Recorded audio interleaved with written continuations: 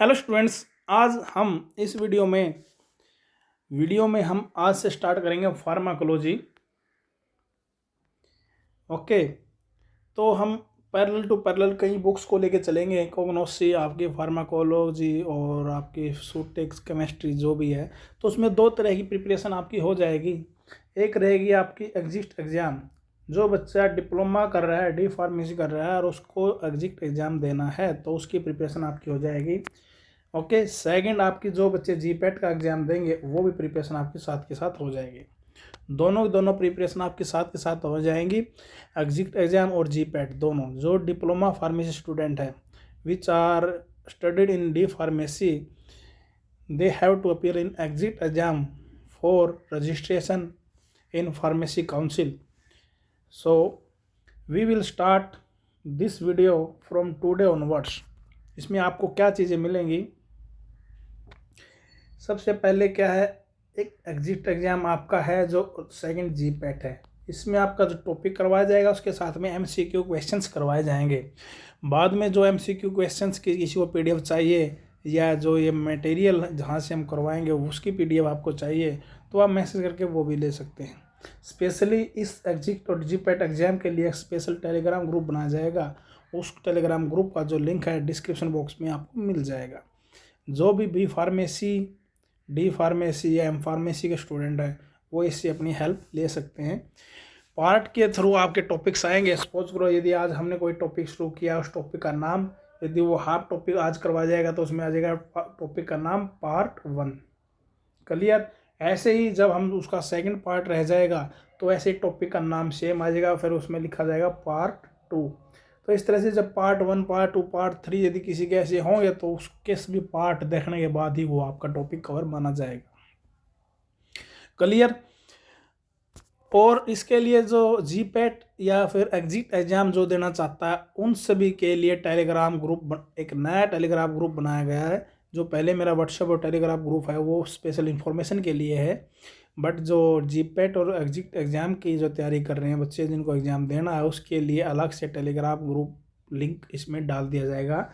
उसको आप ज्वाइन कर सकते हैं, वहाँ से आपको मैटर मिलता रहेगा साथ के साथ। ओके स्टूडेंट्स, तो आज बेसिक कुछ चीज़ें कर लेते हैं। जैसे फार्माकोलॉजी होती क्या है, उसकी क्या क्या ब्रांचेज है, कौन सी टर्म्स उसमें आएंगी, उसके स्कोप क्या रहेंगे, कुछ इस तरह के बातें हैं जो इसमें हम डिस्कस करेंगे। सभी बच्चों को इसको ऑलरेडी पता भी होगा। तो टॉपिक जो आपका शुरू होगा वो रहेगा फार्माकोलॉजी का। जो फर्स्ट चैप्टर स्टार्ट किया गया है कि बेसिकली जब भी पूछते हैं कि फार्माकोलॉजी को डिफाइन कीजिए, उसकी ब्रांचेज क्या हैं, उसके स्कोप क्या है, तो वो सारी चीज़ें इस वीडियो में कवर की जाएंगी। ये रहेगा आपका बेसिक फार्माकोलॉजी पार्ट 1 वीडियो चलेगी आपकी। स्पेशली आपको पता ही होगा फार्माकोलॉजी के अंदर क्या चीज़ें पढ़ते हैं। यदि हम बेसिकली वैसे सोचें फार्माकोलॉजी के अंदर क्या चीज़ होती है, आपका एक लिविंग ऑर्गेनिज्म के साथ ड्रग की इंट्रैक्शन होती है। मीन्स ड्रग जब लिविंग ऑर्गेनिज्म के अंदर जाती है, जब किसी पेशेंट को, किसी को हम ड्रग देते हैं, मेडिसिन देते हैं, वो अंदर जाती है और वो जाके बॉडी के अंदर जाने के बाद उसमें बायोकेमिकल फंक्शन है उसको चेंजेस कर देती है, अल्टर कर देती है, उसमें कुछ चेंजेस कर देती है जिसकी वजह से पेशेंट है जो उसको फीलनेस महसूस होने लगती है। तो इसमें यदि हम इसमें एक डेफिनेशन की सिंपल वे में हम इसकी बात करें तो it is the study of drug and its action. Drug और इसके एक्शन, जो ड्रग बॉडी में जाएगी उसके अंदर जो एक्सोजीनियस केमिकल प्रेजेंट होता है वो अपना क्या एक्शन शो करेगी, हमारे किसी रिसेप्टर पर ऊपर एक्ट करके वो आगे जो केमिकल बायोकेमिकल फंक्शन शो करेगी अपना, वो उसकी स्टडी को। सो सिंपल सी बात हमें बोला जाए, pharmacology is the branch of science which deals about the drug and its action, और in other way you can say it involve the study of interaction taking place between a living organism and an exogenous chemical which in turn alter the usual biochemical functioning of the body. Clear? Exogenous का means जो बाहर से दी जाती है, exogenous chemical का मतलब जो drug दी जाती है, एक्सोजीनियस बाहर से जो एडमिनिस्टर की जाती है पेशेंट को, एक्सोजीनियस मतलब बाहर से जो केमिकल दिया जाता है, दैट इज ड्रग मेडिसिन, वो बॉडी के अंदर जाती है और उसके फंक्शंस को, बायोकेमिकल जो फंक्शन है उसके यूजुअल को अल्टर कर देती है, चेंज कर देती है, मॉडिफिकेशन ला के जो भी शो करती है उसमें, that is called as pharmacology. Clear.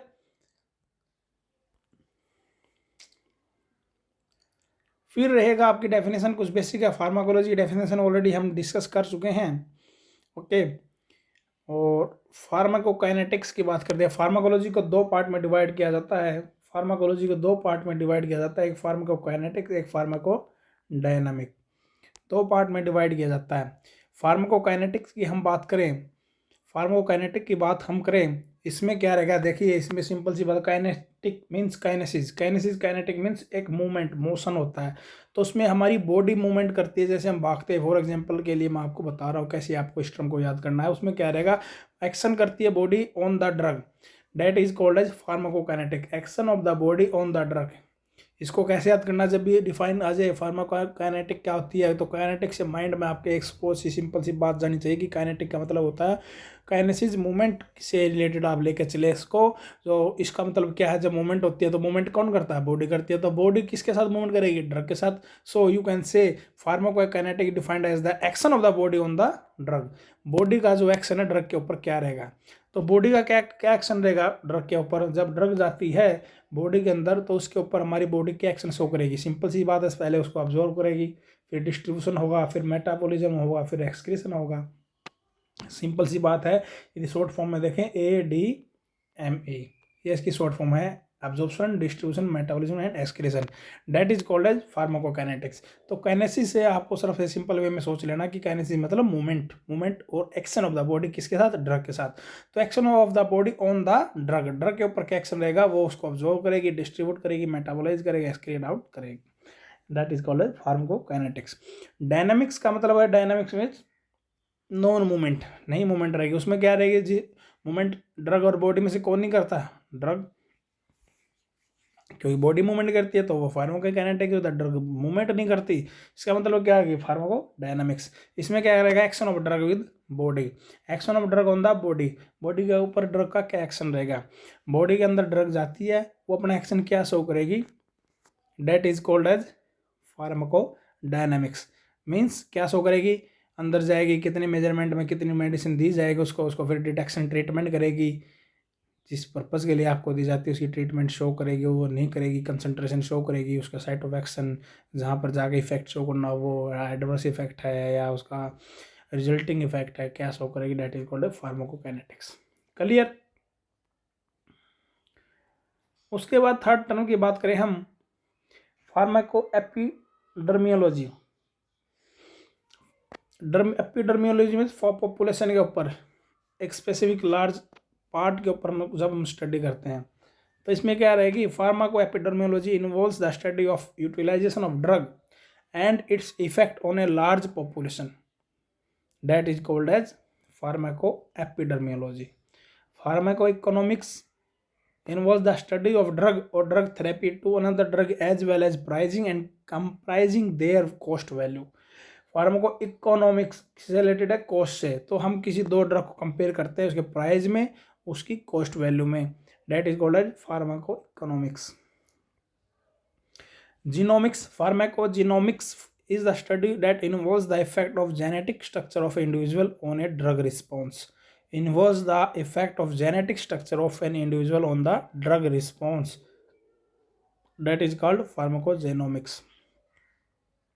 Therapeutics का मतलब क्या है, therapeutics is the art and science of healing, dealing with the treatment of disease and infectious conditions. Therapeutic means उसकी जो डिजीज, जिस पर्पज इन्फेक्शन के लिए आपको वो ड्रग दी जाती है, उसकी ट्रीटमेंट में कितना वो अपना एक्शन शो करती है, that is called as therapeutics. Toxicology, simple सी बात है, to study the about the toxic effect of the drug is called toxicology.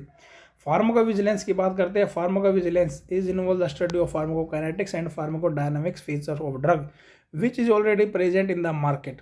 कोई भी ड्रग मार्केट के अंदर जाती है, मार्केट में ड्रग जाने के उसका कुछ टाइम पीरियड के बाद यदि वो इफेक्ट उसके अपोजिट आने लग जाते हैं, जो उसके ड्रग के हमें अब पॉजिटिव इफेक्ट चाहिए, यदि वो नेगेटिव इफेक्ट की तरफ जाने लग जाते हैं, तो उसका क्या आ जाता है, फार्माकोल विजिलेंस एक डिपार्टमेंट क्या है, उसको सारी जो मेडिसिन है मार्केट को उसका रिकॉल कर लेते हैं, फिर से ऊपर स्टडीज़ करके उसको फिर से उसको इम्प्रूव करके उसकी क्वालिटी को फिर मार्केट में फिर से उतारा जाता है, that is called pharmaco vigilance.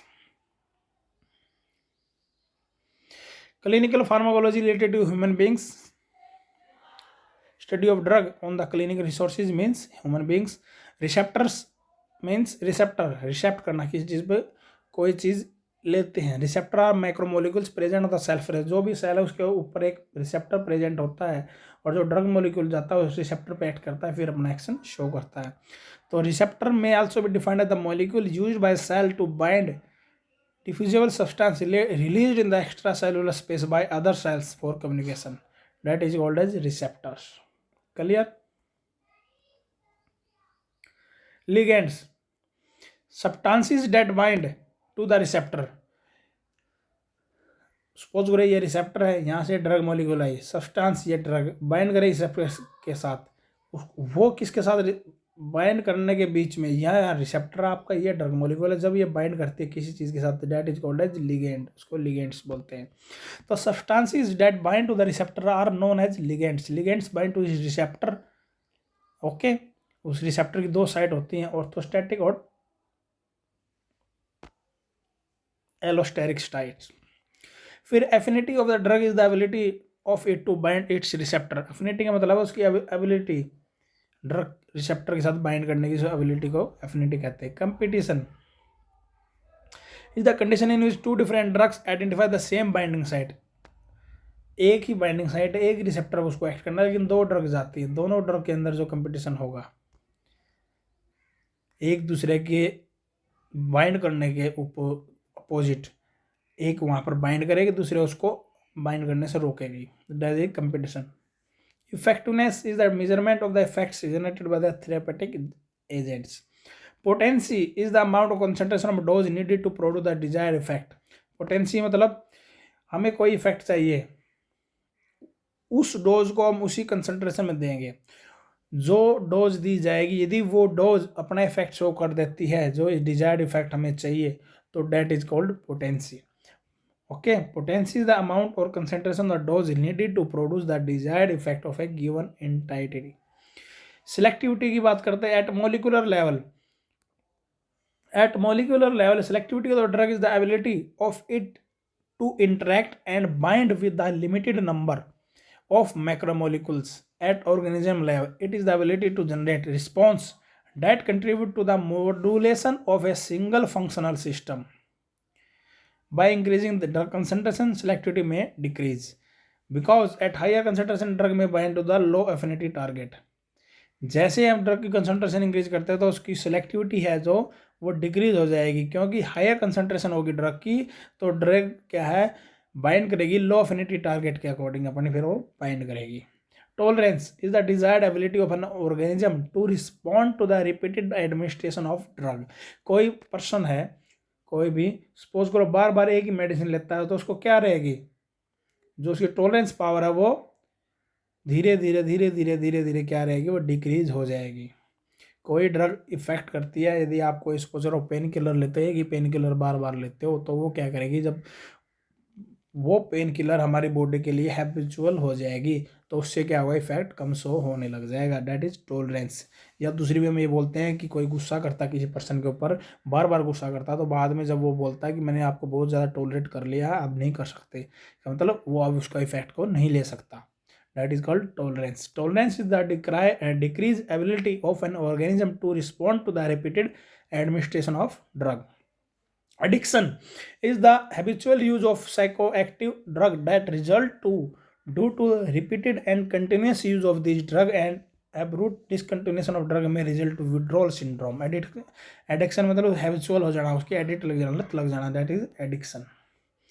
Side effect, these are the effect of drug other than the therapeutic effects.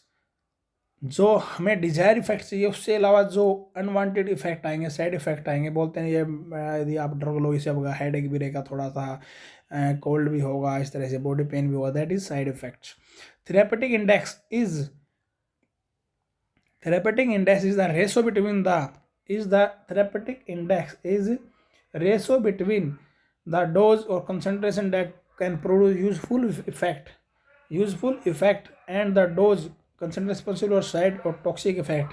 Lethal dose, effective dose, ratio of effective dose and lethal dose is called as therapeutic index.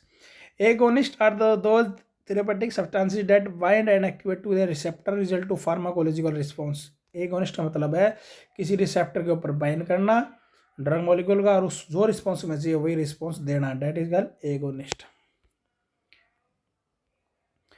Full agonist, partial agonist. Full agonist है proper जो आपको 100% चाहिए वही आपको effect maximal effect देना है, partial half देना, inverse उसका अपोजिट कर देना, एक दूसरे को नलीफाई करना जब दो ड्रग दी जाएंगे। एक एंटागोनिस्ट क्या करेगी, drug is said to be antagonist if it does not produce any biological response even on binding with the receptor.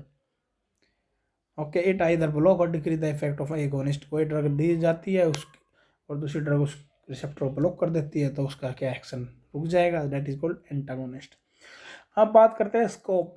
Pharmacology का स्कोप बेसिकली क्या रहेंगे, तो इसमें सिर्फ आप पढ़ लीजिए क्योंकि आगे जो चैप्टर है उसमें ये सारी टर्म्स आपकी क्लियर हो जाएंगी। Chemotherapy, scope of pharmacology to treat the chemotherapy, toxicology, pharmacotherapeutics के अंदर, क्लिनिकल फार्माकोलॉजी के अंदर, इट्रोजेनिक डिजीज, डिजीज कोई बाय डॉक्टर, मीन्स कोई डॉक्टर देता है मेडिसिन और उसको पता नहीं होता उस चीज़ का क्या क्या इफेक्ट आएगा, उसकी वजह से जो डिजीज हो जाती हैं उसकी स्टडी को। Organ level pharmacology versus molecular level pharmacology, इसको देख लेते हैं। Organ level pharmacology versus molecular level pharmacology. The drug digitalis has been widely used since a long time. Its mechanism of action at the organ level was only recently understood to increase the cardiac contractility. इसका मतलब क्या है, organ level कोई drug दी जाती है वो organ level पर ही जाकर अपना इफेक्ट शो करती है। इन्होंने एग्जांपल दिया जैसे कोई डिजिटलिस ड्रग दी जाती है वो क्या करेगी, कार्डियक कॉन्ट्रैक्टिलिटी को इंक्रीज करेगी, जिससे क्या होगा, आपका कार्डियक आउटपुट है जो फ्लो है वो इंक्रीज हो जाएगा। ये कौन से ऑर्गन लेवल में यूज होगा, किस को रिलीफ करने के लिए यूज होगा, CCF, कंजेक्टिव कार्डियक फेलियर को रिलीफ करने के लिए जो होती है, that is called organ level pharmacology. एक पर्टिकुलर ऑर्गन पर जाकर इफेक्ट शो किया, that is organ level pharmacology. Pharmacological action of digitalis at molecular level can be understood as digitalis causes inhibition of sodium potassium ATPase of each myocardial cell. They increase the availability of the calcium ion within the myocardial cells. This cause an increase in the contraction of myocardial cells. Molecular का मतलब क्या है, उस basically molecule जो हम देते हैं जो ड्रग जाएगा उसका जाके किसी सेल के ऊपर उसके जो रिसेप्टर है, जो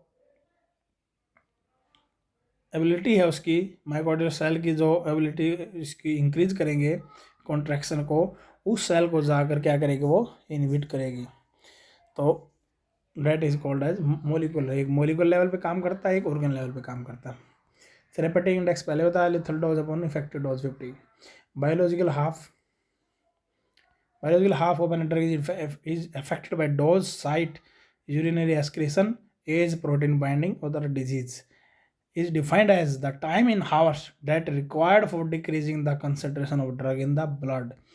Time in hours that required for decreasing the concentration of drug in blood. उस ड्रग की कंसंट्रेशन को जो डिक्रीज करता है उतना टाइम पीरियड लगता है, that is biological half life. Gene based therapy as the recombinant DNA technology advances it become possible to synthesize the sort of nucleotide sequence known as to be responsible for their in vivo synthesis of proteins needed in different metabolic pathway. फार्माकोएपिडर्मियोलॉजी पहले बता चुके हैं। इसमें pharmacogenetics, ये आपके क्या है, scope clear. तो आज हमने सिर्फ इसमें क्या बेसिक कुछ टर्म्स हैं और उसके स्कोप है वो किए हैं, उसके बाद पार्ट 2 बनाया जाएगा, उसको इससे आगे हम कंटिन्यू करेंगे। तो ये हमने शुरू की है आज से। जो बच्चे जीपैट और एग्जिट एग्जाम की तैयारी करेंगे वो ज़रूर सुने। उसके बाद एक MCQ इसी बेस पे MCQ दिए जाएंगे, topic to topic wise MCQ question आपको प्रोवाइड किए जाएंगे और उनको भी डिस्कस किया जाएगा, वो कर लीजिए आप, कहीं से कुछ मैटर लेने की आपको ज़रूरत नहीं है। ओके स्टूडेंट्स, वीडियो को लाइक करें, चैनल को ज़्यादा सब्सक्राइब और शेयर करें ताकि आपको आगे नोटिफिकेशन टाइम टू टाइम मिलती रहे। Thank you.